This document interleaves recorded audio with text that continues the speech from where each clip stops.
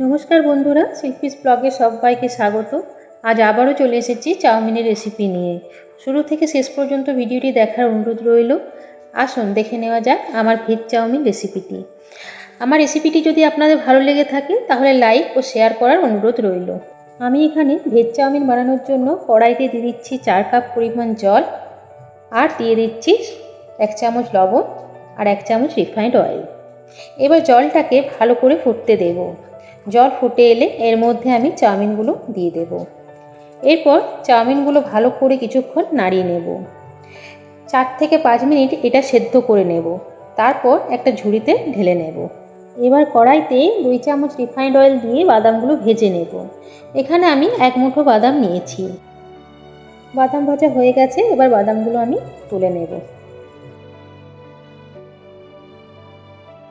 এবার ওই কড়াইতেই আলুগুলো দিয়ে দেব।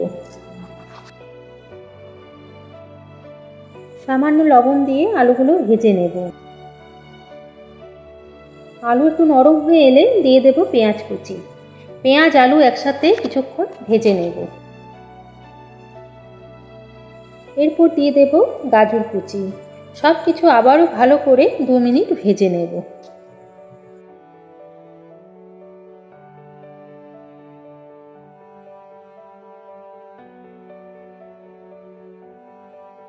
এবার দিয়ে দিচ্ছি সামান্য বিনস কুচি।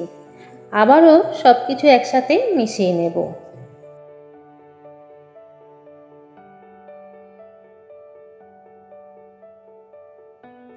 এবার 3 মিনিট ঢেকে দেব।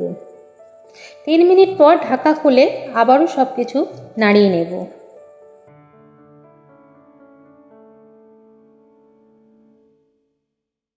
এরপর দিয়ে দেব আদা কুচি আর কাঁচা লঙ্কা কুচি। সব কিছু 1 মিনিট কষিয়ে নেব। আবারও ঢাকা দিয়ে 2 মিনিট সেদ্ধ হতে দেব। 2 মিনিট পর ঢাকা খুলে দিয়ে দেব হলুদ গুঁড়ো দিয়ে ভালো করে নাড়াচাড়া করে দিয়ে দেব চাউমিন। চাউমিন আমি পুরোটাই একসাথে দেব না, একটু একটু করে দেব আর ভালো করে মিশিয়ে নেব।